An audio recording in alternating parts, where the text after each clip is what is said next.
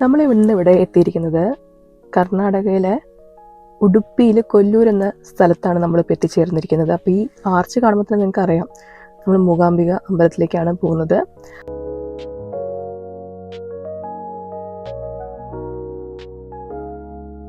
അപ്പോൾ ഈ കാണുന്നത് മസ്റ്റിക്കട്ട് എന്ന് പറയുന്നത് നമ്മൾ ഈ കാണുന്ന ആർച്ച് കഴിഞ്ഞാൽ നേരെ ഇറങ്ങുന്നത് അവിടേക്ക് തന്നെയാണ്. അപ്പം നമ്മൾ റോഡ് സൈഡിൽ തന്നെ ഒരു സൈഡ് ഭാഗത്താണ് ഈ മസ്റ്റിക്കട്ട് എന്ന് പറയുന്ന ടെമ്പിൾ വരുന്നത്.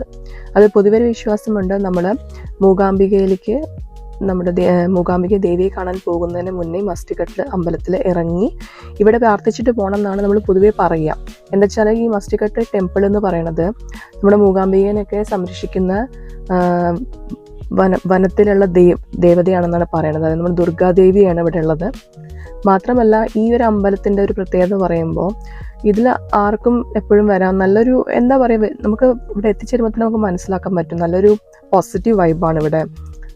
നമുക്കിങ്ങനെ ഒരു കാട്ടിൽ തന്നെയാണ്, അതായത് വനത്തിലാണ് ഈ അമ്പലം സ്ഥിതി ചെയ്യുന്നത്.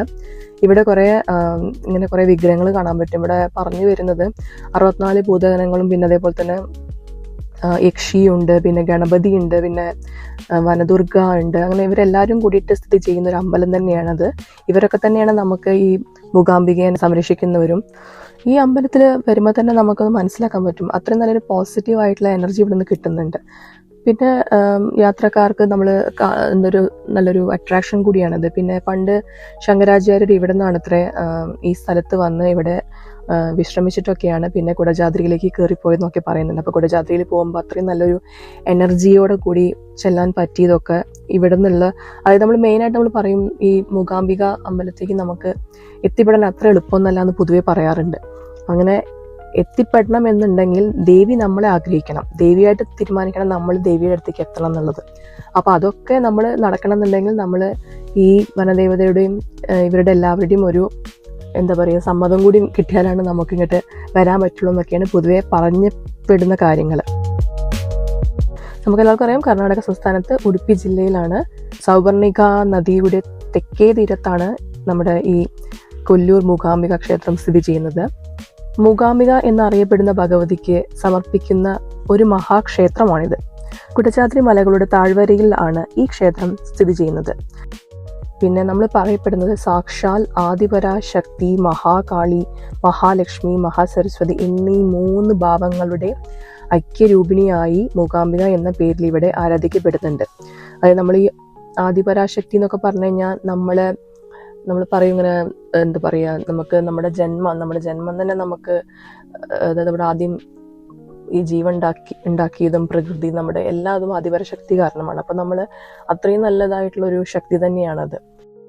എന്നാൽ ഇവിടെ 3 രീതിയിലുള്ള പ്രത്യേക പൂജ അങ്ങനെയൊന്നും ഇല്ല കേട്ടോ. എല്ലാ പൂജകളും ഈ 3 സങ്കല്പങ്ങളെയും ഒരുമിച്ചിട്ടുള്ള രീതിയിലാണ് ചെയ്യാറ്. പിന്നെ അതേപോലെ തന്നെ ത്രിമൂർത്തി സാന്നിധ്യം ഉൾക്കൊള്ളുന്ന ശിവലിംഗം കൂടി ഉള്ളതിനാൽ ശിവശക്തി ത്രിമൂർത്തി ഐക്യരൂപത്തിലാണ് ഇവിടുത്തെ പ്രതിഷ്ഠ. പിന്നെ നമുക്കറിയാം നിലവിൽ ക്ഷേത്രം സ്ഥിതി ചെയ്യുന്നത് കർണാടകയിലാണെങ്കിൽ പോലും നമ്മുടെ ഈ അമ്പലത്തില് ഒരുവിധം ഭക്തരെല്ലാം വരുന്നത് കേരളത്തിൽ നിന്ന് തന്നെയാണ്. അതായത് മലയാളികൾക്ക് ഏറ്റവും പ്രിയപ്പെട്ട അമ്പലങ്ങളിൽ ഒന്ന് തന്നെയാണ് ഈ മൂകാംബിക ക്ഷേത്രം എന്ന് പറയുന്നത്. ഇവിടെ എന്നും മലയാളികളുടെ ഒരു പ്രവാഹം തന്നെയാണ്.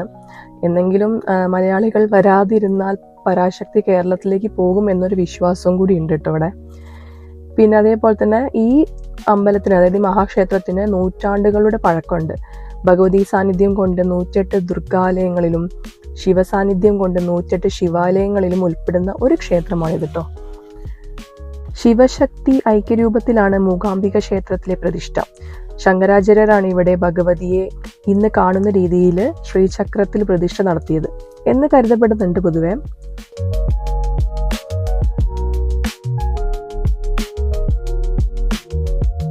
അത് കൊല്ലൂർ മൂകാംബിക ക്ഷേത്രത്തെക്കുറിച്ചുള്ള പുരാണം ഇങ്ങനെയാണ് വരുന്നത്. അതായത് രാക്ഷസ ചക്രവർത്തിയായ മഹിഷാസുരൻ 3 ലോകങ്ങളെയും കീഴടക്കിയിട്ട് സ്വർഗത്തിൽ ആധിപത്യം സ്ഥാപിച്ചപ്പോൾ ദേവന്മാര് ബ്രഹ്മാവിനെ സമീപിച്ചു നിവൃത്തിയിലാഞ്ഞിട്ട്. അങ്ങനെ ബ്രഹ്മാവ് പരമശിവനെയും കൂട്ടി പാലാഴിലെത്തി മഹാവിഷ്ണുവിനെയും അഭയം പ്രാപിച്ചു.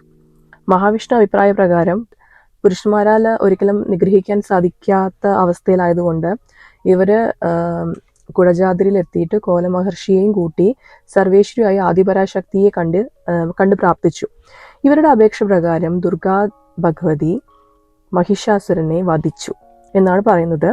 ഈ സമയം ത്രിമൂർത്തികൾ പ്രത്യക്ഷപ്പെട്ട് ആകാശത്തിൽ ഇപ്പോഴും ത്രിമൂർത്തികളായിട്ട് നമ്മൾ കാണുന്നുണ്ടല്ലോ, അങ്ങനെയായി മാറി എന്നൊക്കെയാണ് പറയുന്നത്. അങ്ങനെ ഒരുപാട് ഐതിഹ്യങ്ങളുണ്ട് ഇതിന്റെ പിന്നില്.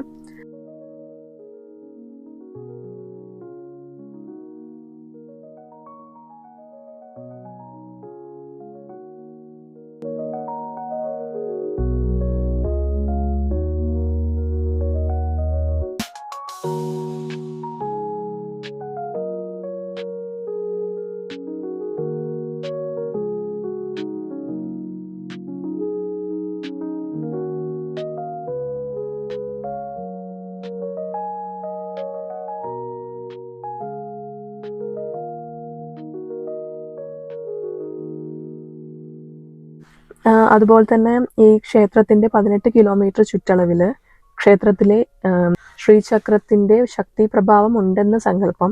ഒരിക്കല് ഇങ്ങനെ രോഗബാധിതനായി കിടന്ന ശങ്കരാചാര്യർക്ക് വേണ്ടി ഭഗവതി കഷായവുമായി പ്രത്യക്ഷപ്പെട്ടു എന്നാണ് ഐതിഹ്യം. ഇതിന്റെ സ്മരണയ്ക്കായി ക്ഷേത്രത്തിൽ നിന്നും കഷായ പ്രസാദം നൽകി വരുന്നുണ്ടെന്നൊക്കെയാണ് പൊതുവെ പറയപ്പെടുന്നത്.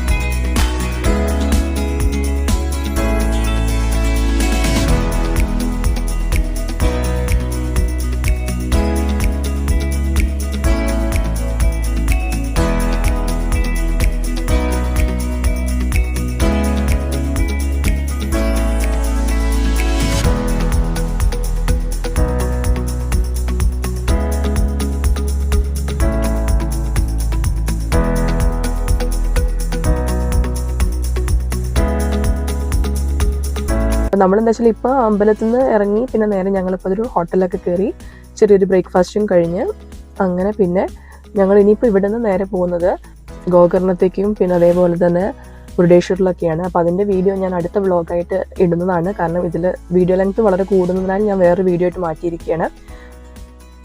അപ്പോൾ നമുക്ക് ആ വ്ളോഗിൽ കാണാം. അതുവരെ എല്ലാവർക്കും ബൈ ബൈ.